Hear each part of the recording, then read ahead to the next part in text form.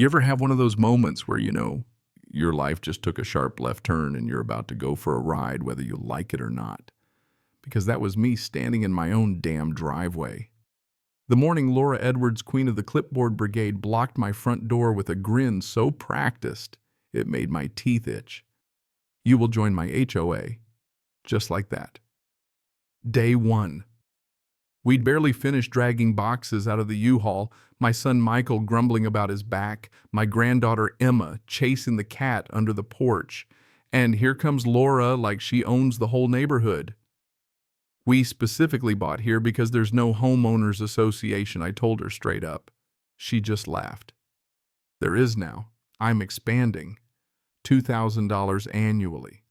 That's not a request, by the way, that's a threat dressed up in a flag pin and a t-shirt from the military spouse gift shop. I told her we refused. And buddy, that's when the real trouble began. 3 hours after that little standoff, she called 911 on us, claiming I'd threatened her. Now I've dealt with my share of trouble in 25 years of Marine Corps intelligence, but I wasn't expecting the deputies to show up not at my door, but at Laura's after I called in a favor or two, just to make sure nobody got railroaded. If you've ever been HOA terrorized, drop a comment, because I know I'm not alone in this war. Michael's U-Haul was still sitting in the driveway of 847 Oakage Drive boxes stacked like a fortress. After 2 years in an apartment post-divorce, this house was a new start for him and Emma. The realtor swore up and down, no HOA. Quiet neighborhood. That's why we signed so fast. I figured after a lifetime of rules I'd had my fill. So you can imagine how it felt seeing Laura march across Oak Street, clipboard-clutched military spouse strong t-shirt, flag pin, catching the sun, and that smile, the kind that makes you check your wallet just in case. Welcome to our community. I'm Laura Edwards, president of Willow Creek HOA, and we're thrilled to expand to Oakage family, she sang like a cheerleader who never left high school. I shook her hand. My mother raised me polite, even if she also taught me how to spot a scam from 50 yards out. Josh Roberts. I think there's a mistake we bought here because there's no HOA. That smile never flickered. 25 years in intelligence teaches you that the best liars don't break character. Oh, the boundaries are being updated for everyone's protection. My husband William served 3 tours in Afghanistan with the 2nd Infantry Battalion Marines. Us military families have to stick together, right? Let me tell you, Marines never call it 2nd Infantry Battalion. It's 2nd Battalion, 1st Marines, or 2-1. Get that wrong and you're either a civilian or a liar. But I let her talk, figuring she'd tie her own noose if I gave her enough rope. That's impressive, I said. I was in the Corps myself. What year did the Major deploy? She lit up. 2015, 2018, mostly classified. Except Marines in those years were in Syria, not Afghanistan, and classified is what civilians say when they're bluffing. I could have called her out, but I kept my poker face. That's when Emma Arms, full of my old Marine memorabilia, bounced out the door and handed Laura a gift, the fact that her grandpa was military. Laura crouched down, eyes sharp. Your grandfather was a Marine. How special. My husband's a hero too. Here, sweetie, this is for you. She slipped Emma a plastic military Kids Matter bracelet and started pitching some veteran support program they had every Thursday. Emma's eyes went wide. Can I join Grandpa? My stomach hit my boots. Laura was collecting intel. She had my granddaughter's trust in seconds and used it to start her squeeze. That night after Emma finally fell asleep, clutching that cheap bracelet, I dug out the deed. Oakage Estates Parcel 847B, no HOA fee, simple, no assessments. We owed nothing to anyone. This wasn't outreach. This was a shakedown. I Googled Laura and the Willow Creek HOA. Her online life was all military spouse pride charity runs, flag pins, and the same 4 board members in every shot, all wearing military spouse gear, all with some kind of veteran connection. Statistically, that's impossible in a random suburb.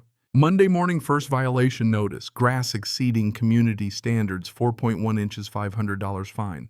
We'd been there one day. I measured it myself. 3 inches tops. It was never about the grass, it was about power. I'd spent 25 years dealing with people who thought they were untouchable until a cell door slammed. Laura had lied about the Marines and targeted my family. In my experience, people who do that never realize they've started a war until it's too late. Emma came home in tears. "Grandpa, can't we just join? Mrs. Edwards was so nice. She asked all about you, about your service." My blood ran cold. Laura was gathering intelligence through a 12-year-old. Every detail about my career, my bases, my background handed over by a trusting child. That's when I realized what we were really dealing with. Laura used the flag like a shield and kids as weapons. As next day violation number 2. Vehicle parked in violation of expansion agreement, $500. We never signed anything. Laura was literally making it up. It was extortion, pure and simple.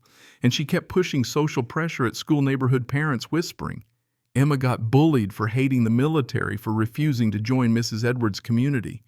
At night, Michael would pace the garage on his phone looking haunted. Emma would barely eat. It stopped being about money, started being about survival. That's when the cracks started showing.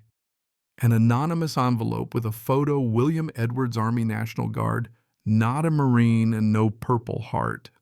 The note, not all board members agree with her methods. Then another envelope, this one from Patricia Morrison, treasurer and ex-con for identity theft. $96,000 stolen in 3 years, no county expansion filings. Willow Creek never registered. Patricia wanted out with immunity. The whole thing unraveled. Michael, who I thought was about to cave, was actually working with the sheriff's fraud division. My son, who'd looked beaten, was playing Laura the whole time, feeding her exactly what she wanted to hear. Meanwhile, William was secretly meeting with me, handing over evidence. David Walsh, the secretary, started sending anonymous warnings. Laura had burned every bridge. She'd squeezed the vulnerable, the elderly immigrant families, single moms, until they either paid up or lost their minds. Sunday night, Michael laid out the Operation Wiretap undercover sting recorded confession. Laura, thinking she'd won, strutted into the community center Monday morning ready for her victory lap. She made every admission on tape.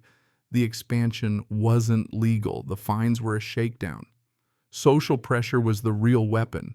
She even bragged about targeting Emma at school. Right as she handed me the pin, the sheriff's team walked in.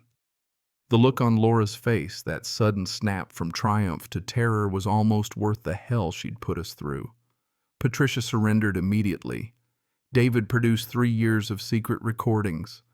Brandon, Laura's hacker's son, got marched out in cuffs. William handed over the files, divorce papers, bank statements, texts showing conspiracy. Laura, still yelling about her military service and community leadership, got her wrists cuffed in front of the whole neighborhood. Turns out Laura's empire was just the tip of the iceberg. 23 other HOA presidents, 3 counties, $4 million stolen. The feds took over. New laws, audits, criminal background checks for board members. Families got refunds. Emma wrote an award-winning essay about courage. Michael got a promotion. William finally got to serve real veterans, not his wife's lies. David became a hero online, teaching other families to stand up. Even Brandon, after a stretch in juvenile court, found honest work. And me, I got my family back, my dignity and peace in Oakage, no fees, no fake rules, just life. So was it worth it? Every minute. Not just for us, but for 800 families who got justice and a little hope. Laura Edwards learned that clipboards and flag pins don't make you untouchable. Sometimes the Marine family fights back, and sometimes, just sometimes, the good guys actually win. Now I gotta ask, what's the worst HOA scam you've ever seen? Drop your stories below.